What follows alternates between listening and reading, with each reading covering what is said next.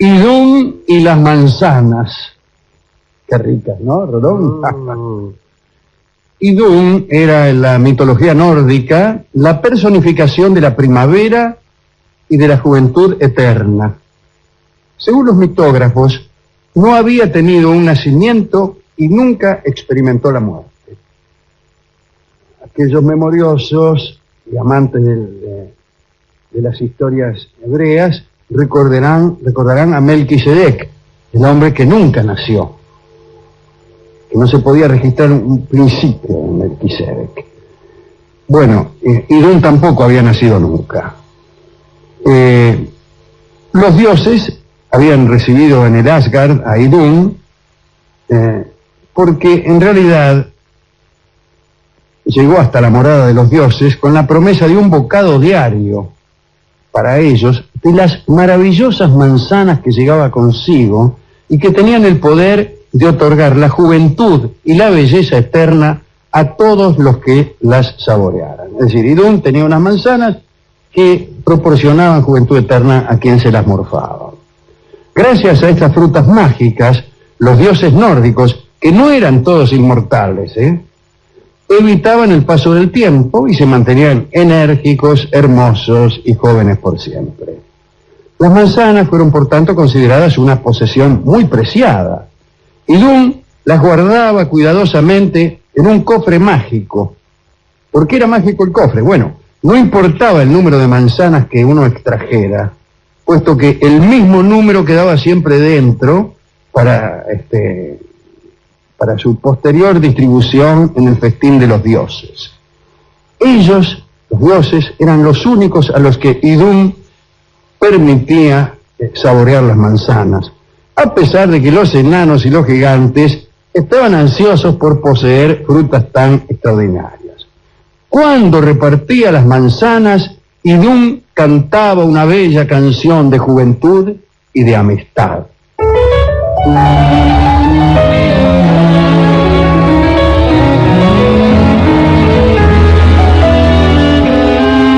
Flor de la juventud, aventura que liga el corazón, eso es la amistad. Estrellas que al brillar en su fulgor y en el cielo del alma son constelaciones. La pena y el dolor se vuelven canción y un consuelo habrá en la segunda voz. Brindemos por tu boca, brindemos por tu luz, bebamos en la fuente de la juventud. Amor sin ayer, loca ilusión que no quiso aprender. ¿Cuál será el elixir que hará revivir mi decepción? Flor de la juventud, dulce infierno que quema el corazón, esa es la pasión. Estrellas que al morir unen su fulgor y en el cielo del alma son constelaciones. La pena y el dolor mueren al arder y es solo placer la segunda voz. Brindemos por tu boca, brindemos por tu luz, bebamos en la fuente de la juventud.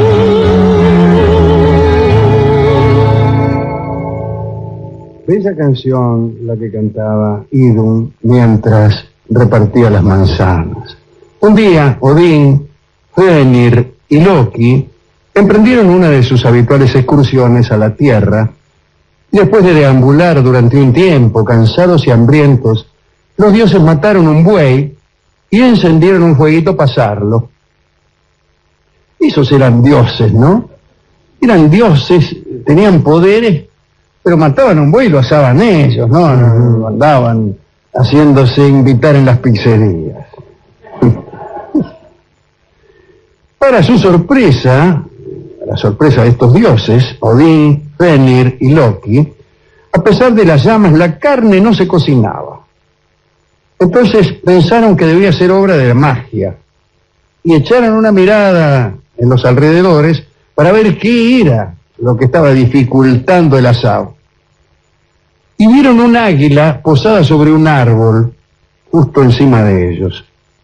En realidad, no era un águila, sino el gigante Thiassi, que se había convertido en águila.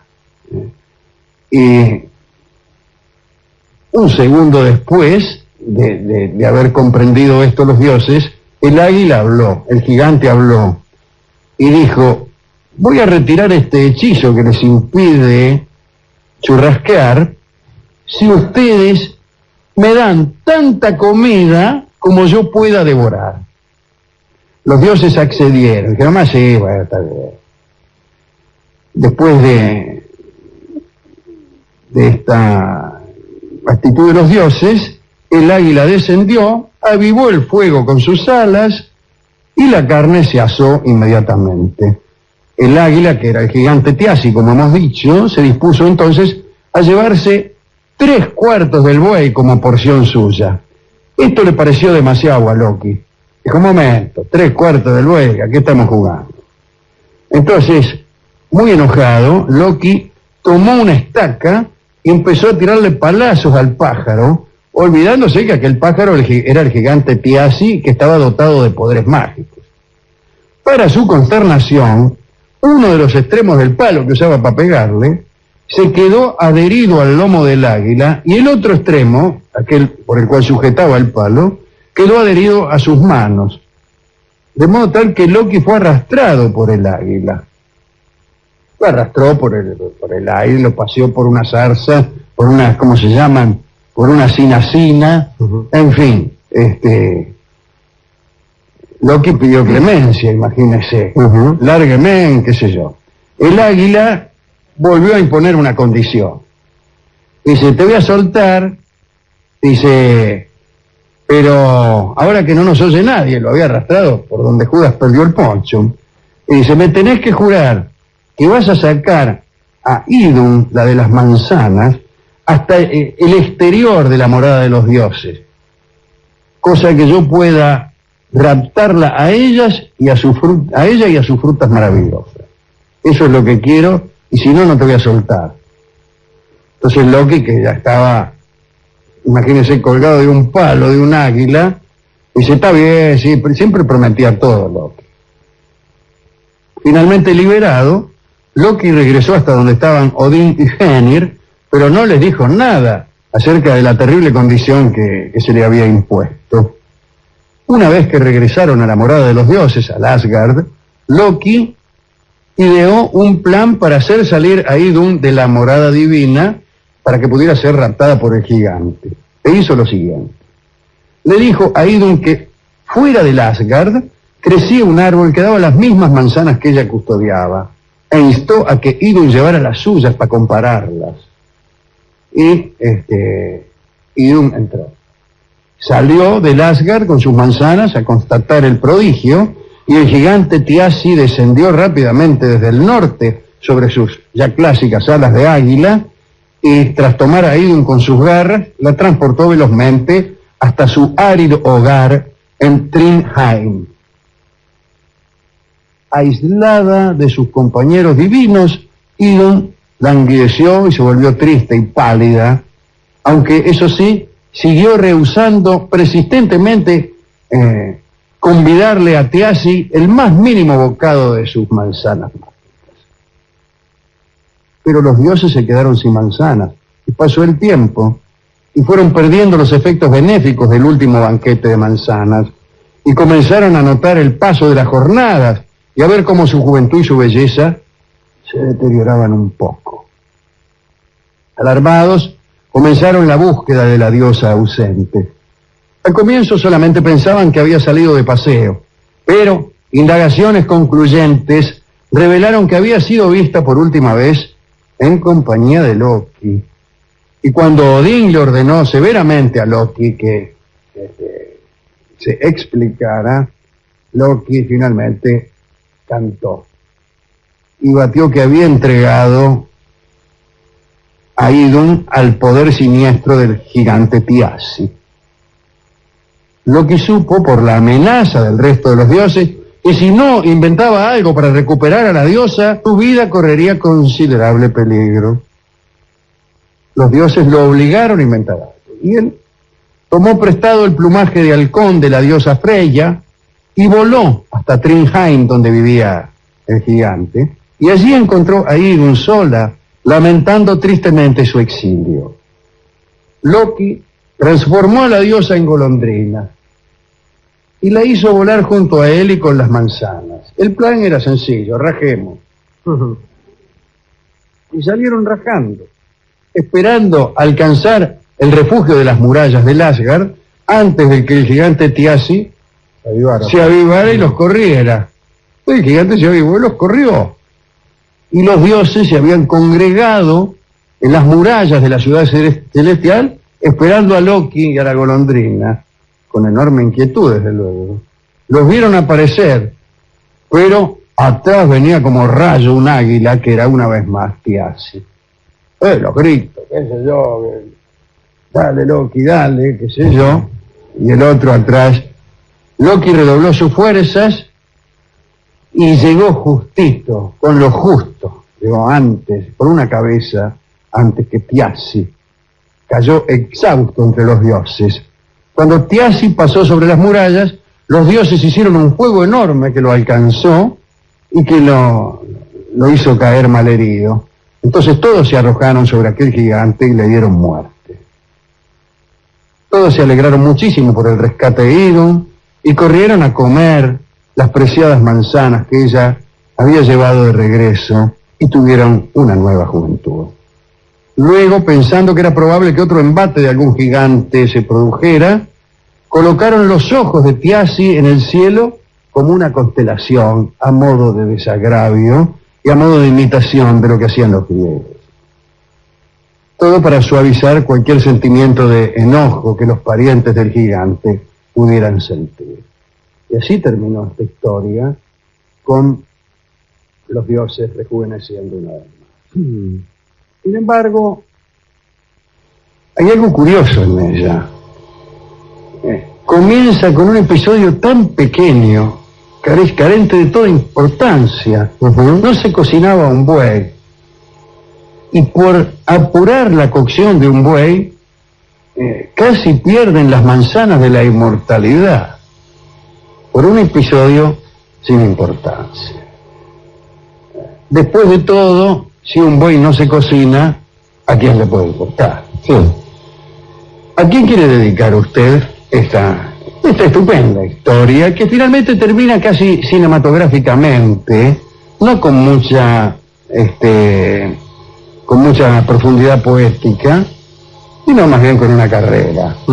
Pero de todos modos no está mal que los dioses también sientan, aunque sea por un rato, el paso del tiempo.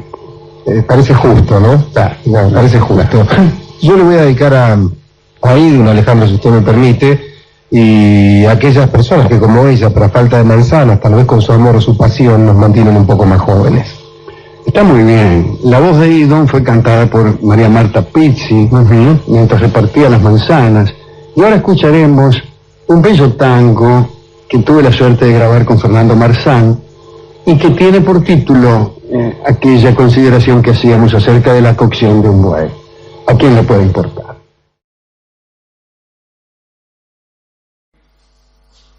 Del príncipe de Condé. El príncipe de Condé no es una persona en realidad, sino un título, una dignidad. El príncipe de Condé, de quien hablaremos esta noche, es el que detentaba ese título allá a mediados del siglo XVI en Francia. Era Luis de Borbón. Luis de Borbón. Hablaremos también, esta misma noche, de Catalina de Médicis, accediendo a un pedido realizado ayer. Sí. Alguien que se iba a vivir a Florencia. Y bueno, sabrán ustedes que Catalina tenía un grupete de damas de honor, al que solían llamar el Escuadrón Volante. Catalina de Médicis fue regente de Francia, fue la mujer de Enrique II de Francia, Enrique II se murió en un accidente, en una justa, le ensartaron sin querer un lanzazo en el marote y lo mataron. Y quedó ella como regente, tenía muchos hijos chicos todavía, los Valois, y ella fue la regente, y ya cuando los chicos fueron grandes y reyes, también fue la que manejaba la política en aquel momento. Entonces la tipa tenía un grupo de damas de honor que estaban todas buenísimas y que las usaba para operaciones políticas. Entonces las mandaba a intimar con este o aquel opositor para obligarlo a ciertas conductas, para indagarlo, para averiguar, etcétera, etcétera, etcétera, ¿no? Y especialmente en las guerras de religión que acompañaron toda la vida política de Catalina de Médicis, unas guerras entre los protestantes que se llamaban hugonotes y los católicos, hasta que llega al trono Enrique IV, que era el hijo del hermano del príncipe de Condé, el hijo de Antonio de Borbón y el primero de los Borbones, que llega siendo protestante y se convierte al catolicismo para ser rey de Francia, y dice aquella famosa frase que según parece nunca dijo, que es: París bien vale una misa. Bueno, el caso es que católicos y protestantes habían fingido entenderse en algunos puntos de ambas doctrinas y hacían muchas guerras de propaganda para lograr la adhesión del público francés, incluso con métodos poco piadosos. Los protestantes se paseaban por las puertas de los conventos católicos y cantaban canciones puercas. Los católicos, por su parte, acusaban a los reformistas de entregarse a orgías en el curso de sus reuniones. Bien, y las crónicas hablan de algunos desenfrenos. Una de las crónicas dice... Sí, está medio ajado el papel ese. Es de observar que varias damas de la ciudad de Francia estaban hechizadas por la religión luterana. Dichas damas, para asistir a las asambleas, se apartaban de sus maridos, especialmente de noche. La mayoría iban a estas reuniones siendo honestas de cuerpo y regresaban convertidas en rameras meretrices. Bueno, así eran las cosas que se decían. Pero más allá de estos combates picarescos, había una verdadera guerra, una guerra sin metáfora, en la que participaban las familias más importantes de Francia. Y Luis de Borbón, el príncipe de Condé, era uno de los jefes de la reforma protestante. Luchaba contra el duque de Guise y contaba con el apoyo de Isabel, la reina de Inglaterra. El duque de Guise, la casa de Guisa, ¿no?, contaba con el apoyo del rey de España, que eran católicos. Y en las batallas no le fue bien a los protestantes, y Condé fue hecho prisionero. La corte francesa lo condenó, lo juzgó y lo condenó, porque el gobierno de Francia era católico. Y lo hubieran colgado, de no ser porque el joven rey Francisco II, el primero de los hijos que llegaron a reyes de Catalina, se murió. ¿Y por qué digo que no lo mataron porque se murió Francisco? Porque Francisco II se la tenía jurada al príncipe de Condé. Se murió, Catalina resolvió perdonarle la vida porque vio en Condé un tipo que podía ser útil a su causa y le ofreció la paz. Condé respondió con alguna lentitud. Bueno, estaba prisionero, estaba en cana, y era un tipo de poco valor, además. Puso objeciones, pero al final se reunió con Catalina y la reunión tuvo lugar el 7 de marzo de 1563 en una isla ahí al oeste de Orleans. Para la ocasión, Catalina había llevado a la más hermosa de todas sus damas de compañía, que se llamaba Isabel de Limel. El príncipe de Condé era un hombre galante y quedó fascinado por Isabel y se interesó más por la figura de aquella chica que por las condiciones de paz. Las negociaciones duraron varios días y a cada encuentro Condé, queriendo mostrarse galante con Isabel, iba perdiendo su intransigencia.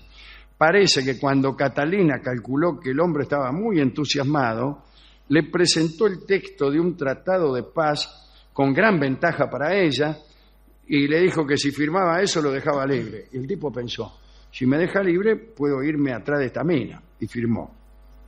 Al día siguiente, la señorita Limmel le mostró que la regente no era ingrata y que ella era muy ardiente en el amor. Quiero decir, se hicieron amantes.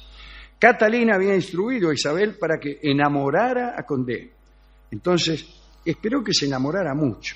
Cuando creyó que Condé ya estaba como loco, llamó a Isabel y le encargó una nueva misión.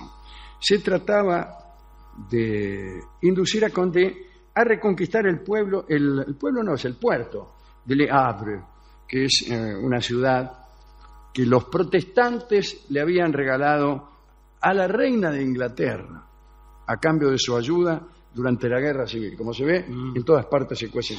Sí. Muy bien. Entonces le dijo Catalina Condé, tengo una misión por encargarle. Tiene que reconquistar para Francia el puerto de Le Havre. Bueno, de la reconquista de aquel puerto dependía la seguridad de Normandía. Es un puerto sobre el Atlántico. Antes muchos de los barcos que venían desde América paraban ahí en el puerto del Havre y seguramente ahora también. Sí. Bueno, le pidió a Condé su ayuda y Condé le dijo más sí, porque parece que Isabel se lo pidió en una noche de amor. Dijo, che, qué sé yo, Condé, ¿por qué no reconquistás el puerto de Le Havre y somos felices para siempre? Más sí. Entonces marchó con un ejército y él mismo convenció a algunos jefes protestantes y se enteró la reina de Inglaterra. Quedó muy, muy sorprendida. Y el embajador de Inglaterra lo fue a ver a Condé y le dijo, Monsieur, usted es un traidor. Bueno, no le importó a Condé. Lo único que quería era estar con Isabel, el tipo. Unas semanas más tarde estaba Condé frente al puerto de Le Havre con la espada en la mano, ¿no? Llevó artillería, qué sé yo, los ingleses solicitaron una paz humillante y Francia recuperó el puerto de Le Havre. Catalina demostró entonces que sus damas de honor tenían un gran poder, estaba muy contenta. Los ingleses odiaron a Condé por la traición. Bueno, todo un lío. Pero al tipo no le importaba nada. Su único interés estaba en Isabel de Limmel. Pero tiempo más tarde sucedió algo que Catalina no había previsto. La chica Isabel se enamoró también de Condé. Y eso estaba prohibido, rigurosamente prohibido en el escuadrón volante, que era un escuadrón de espías. Claro. Eran como la CIA. Sí, no de más ejemplos. No te podés, no sigamos. No te podés enamorar, ¿no? Sí. Y más prohibido estaba quedar embarazada, y la muchacha quedó embarazada. Lo ocultó, sin embargo, con tal arte y tanto esmero, que el parto dejó a todo el mundo estupefacto. Dio a luz y el escándalo fue enorme. Catalina se enojó como nunca en la vida y sin tener en cuenta el estado de debilidad en que se hallaba su dama, la metió en cama. Durante su detención, Isabel se enteró de que Condé le engañaba con otras chicas. Uy, todo sobrellovido. Pero no le importó. Mire. No le importó nada y cuando salió fue a reunirse con él. En realidad Catalina la soltó por eso, porque los protestantes se habían puesto en acción para recuperar a Condé, un tipo de lo más voluble, según vemos. Y entonces Isabel era la única que podía convencerlo de que no se volviera con los protestantes. Los protestantes le presentaron un ultimátum a Luis de Condé para que dejara a Isabel y el tipo le respondió que no pudiendo vivir sin mujeres, le era muy difícil casarse y encontrar una esposa de su propia religión y rango, que esa era justo la que le gustaba, etcétera, una carta. Y los protestantes no se dieron por vencidos. Sabiendo que Condé ya empezaba a cansarse de la mina, le buscaron otra que se acomodara así a sus preferencias, y la elección cayó en la señorita de Longueville, Mademoiselle de Longueville, que era hermosa, ardiente y protestante. Condé la vio, se enamoró y renunció a Isabel en menos que un gallo canta. Y la pobre Isabel de Limmel sufrió una crisis de nervios, lloró, se arrastró Pero- a los pies de Condé y finalmente se fue a París y chao. Condé se casó con la chica de Longueville, los protestantes se frotaban las manos, pero Condé no tenía carácter y, por ejemplo, a instancias de la chica de Longueville, tuvo la delicadeza de reclamarle a Isabel todos los obsequios que le había hecho. ¡Qué miserable! loco! Rencoroso y miserable. Dice, devolveme la cajita de música que te regalé, devolvé. Bueno, Isabel lo envolvió todo y se lo mandó, y después se casó con un banquero italiano que tenía más guita que los banqueros. Hay que tener un poco de paciencia, porque si uno espera la suficiente, cualquier gran amor se transforma en una farsa. Le digo por si usted está sufriendo. Hay que tener paciencia. Usted sufre, me dejó. Espere. Con el tiempo va a decir, me dejó. ¡Qué risa! Dice usted. No porque no le importe, sino porque el tiempo resalta los aspectos farsescos de eso. Así que tenga paciencia. Llore un poco, pero tenga paciencia. En 1567, el rey Carlos IX de Francia, que fue el que sucedió a Francisco II, católico, como todos los reyes de Francia, irritado por la conducta de Condé, tomó la decisión de detenerlo. Condé se refugió en La Rochelle y allá fueron... se declaró la guerra otra vez, una ley prohibió directamente el culto protestante y ordenó a todos los pastores protestantes abandonar el país, una cosa fea, ¿no? Condé había logrado reunir 20.000 hombres y el que estaba al mando del ejército católico era Enrique, el duque de Anjou, que después fue Enrique III, el rey siguiente, ¿no?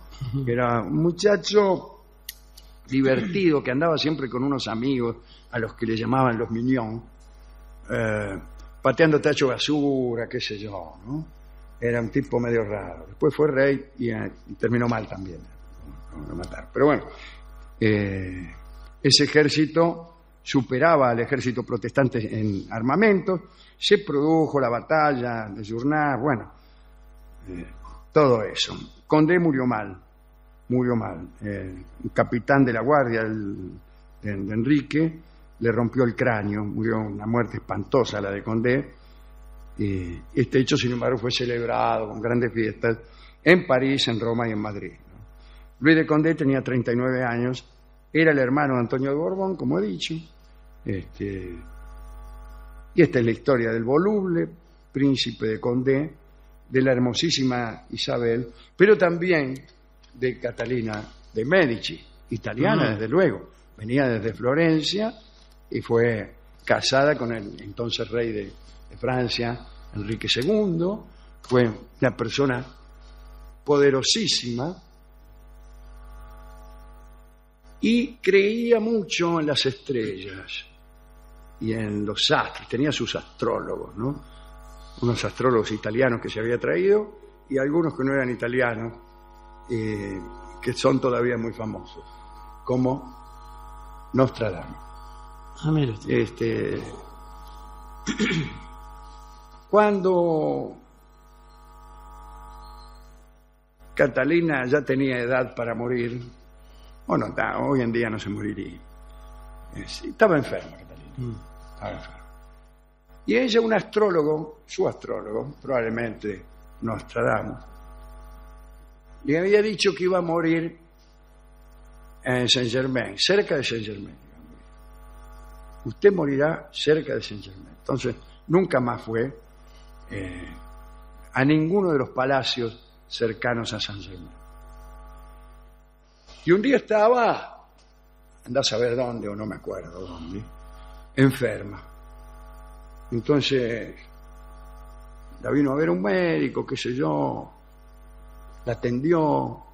¿Cómo se siente? Y sí, ya me siento mejor, doctor, muchas gracias. Era un médico joven que ella no conocía.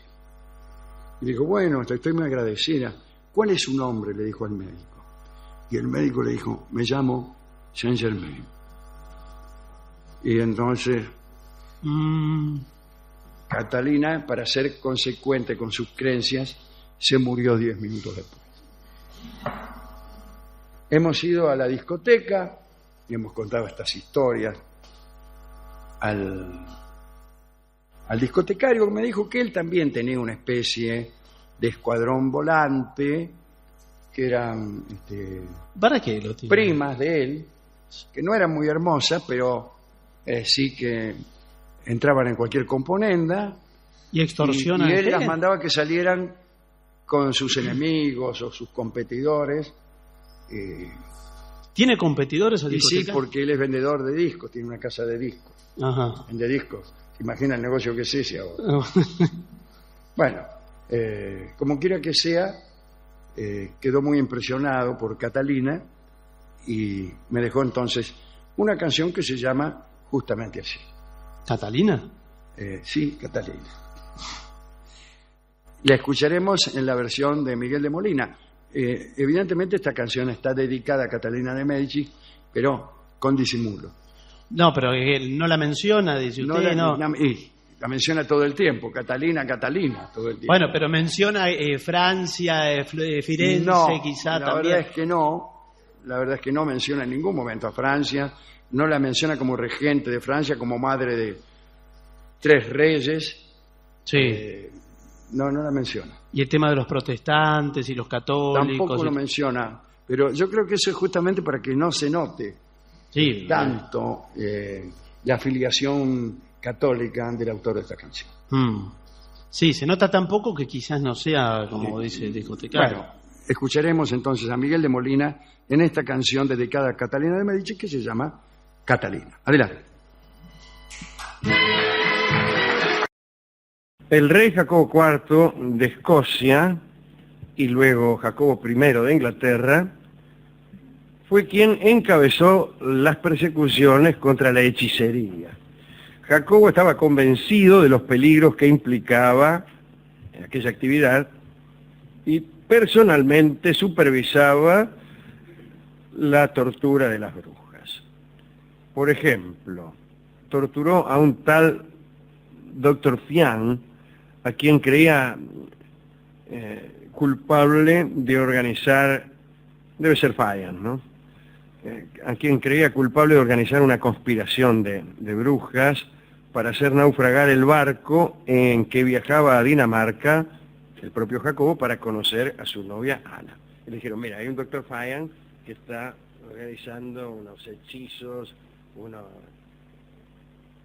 polvos de perlimpimpín para que le naufrague el barco, y pues entonces lo hizo torturar. Jacobo estaba tan convencido de la existencia de la hechicería que hasta escribió un libro sobre el asunto. Se llama Demonología.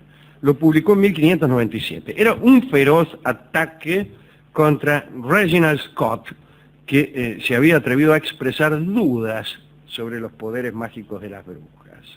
Además de escribir este ataque, Jacobo hizo destruir todos los ejemplares que pudo del libro Scott. El rey creía que el sistema de sumergir a una bruja era infalible para determinar su inocencia o culpabilidad. Vamos, era una ordalía. Es decir, tiraban la bruja al agua. Si la bruja flotaba, era culpable. Si se hundía, en cambio, era inocente.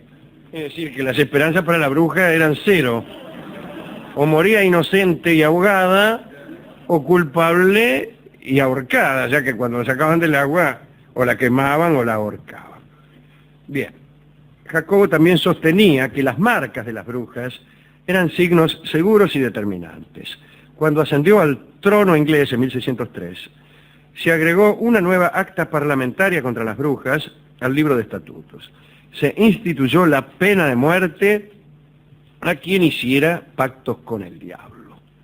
En 1610, un caso de tratamiento de aguas a las brujas se observó en Milton Hills y fue practicada por el rey. Miss Sutton, acusada de hechicería, fue atada de brazos pero no de piernas. Le ataron los brazos pero le dejaron las gambas libres. La tiraron al río sujeta por unos cordeles sostenidos por hombres situados en ambas márgenes del río, ¿no? De manera tal que si un día pudieran sacarla. Miss Sutton flotó.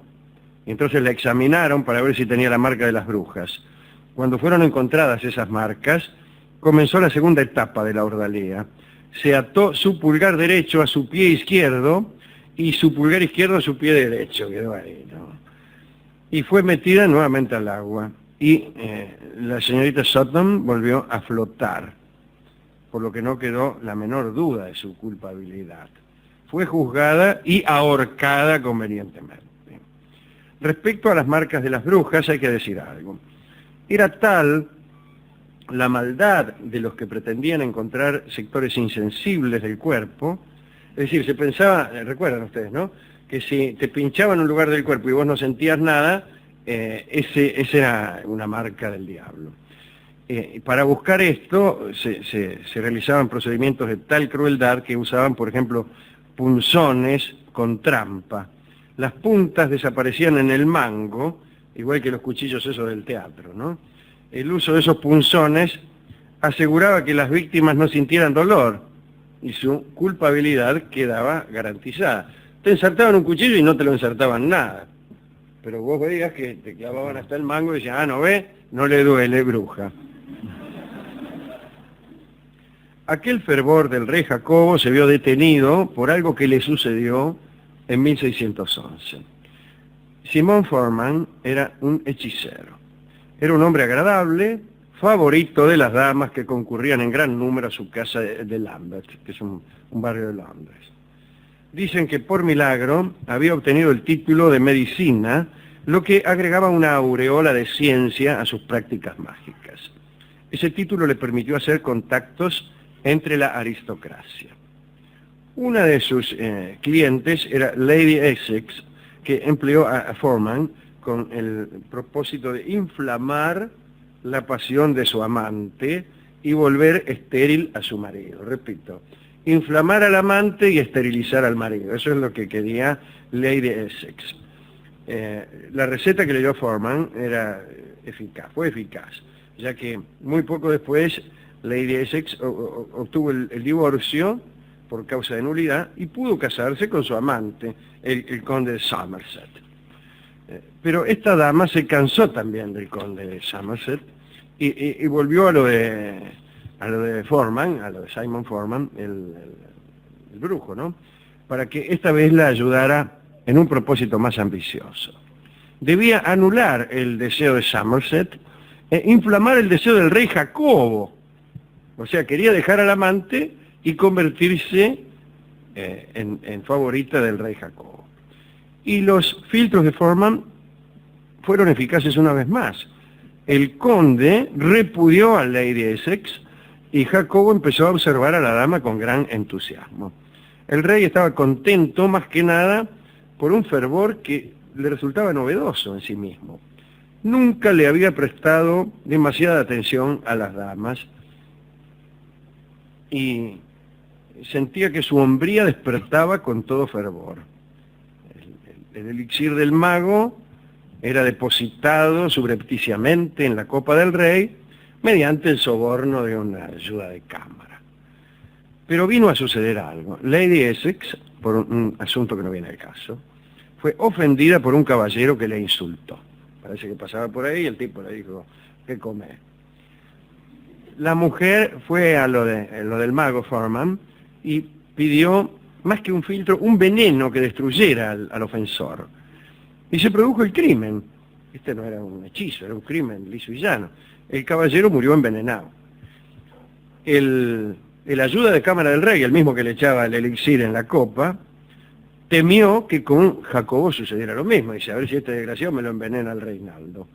Y denunció las prácticas de Lady Essex. Dijo, un momento que hay una mina que me da un elixir para que yo se lo eche en la copa al rey. Jacobo, espantado, hizo que se apresara a Simon Forman y solo porque estaba enamorado de Lady Essex no la mató, la desterró a Escocia, solo porque estaba enamorado. Dijo, da gracia que estoy enamorado. Esas penas en realidad no tenían mucho que ver con las que solía ejecutar el rey, que acostumbraba a ahorcar y a quemar a todos. Pero había una razón. Jacobo, víctima de un filtro eficaz, no quiso matar a Foreman porque del mismo modo en que creía en las malignidades de la hechicería, creyó en sus ventajas. Y secretamente lo fue a ver a Foreman para que le entregara las recetas pertinentes para gestar amoríos veloces. Fue y le dijo, mire, Foreman, usted me embalurdó a mí con ese gualicho. ¿Cómo me puedo conseguir un litrito para mejorar mi situación? Foreman le dio al rey Jacobo algunas indicaciones y el rey, entusiasmado, fue por un tiempo un discípulo entusiasta de aquel hechicero. Jacobo distribuyó filtros a cada dama de la corte. Cada vez que se cruzaba con una le encajaba un filtro amoroso, ¿no? La verdad es que no se sabe si por estar bien dispuesto el rey o por la eficacia de aquellos mejunjes, Jacobo sería mejor todavía, gozó de un breve lapso de desmesura erótica en su palacio. Pero sucedió que las intoxicaciones fueron más frecuentes que las inflamaciones, y es decir, el rey estaba enfermo, los filtros empezaron a fallar, y Simon Foreman murió. Algunos dicen, por ejemplo los anales oficiales, que lo mató un rayo durante una tormenta, cosa que no estaba mal para un mago. Los magos cuando descienden a las regiones infernales generalmente son alcanzados por un rayo. Pero en realidad nadie creyó nunca en ese rayo, y todos piensan más bien que el rayo misterioso que hizo nido en el pelo de Foreman provenía de una orden del rey. Así terminó su vida este hechicero. En cuanto a Jacobo, ya lo conocemos por otras cosas, pero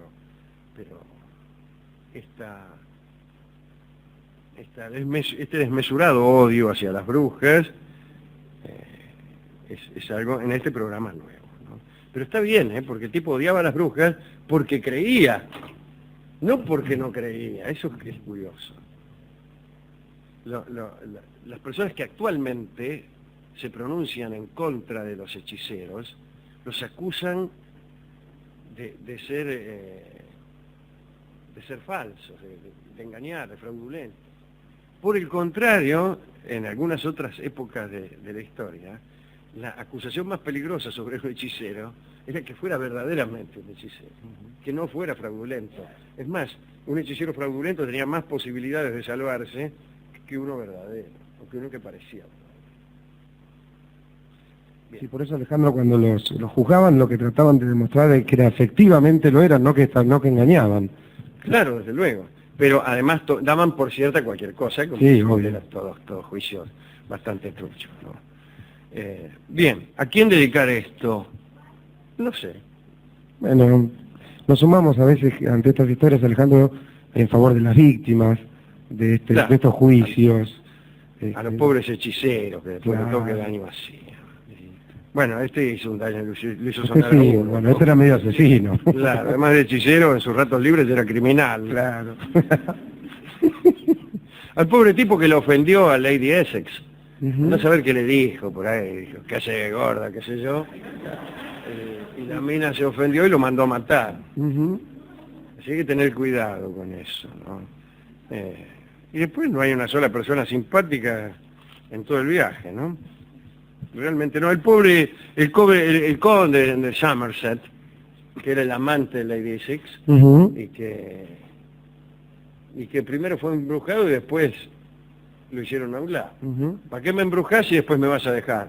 Es la pregunta que he formulado con más vehemencia en toda mi vida. Primero me encajaste un gualicho y cuando vengo, no te daba bolilla, me engualichaste, vengo y te vas con otro. Entonces, favor de no golpear en vano.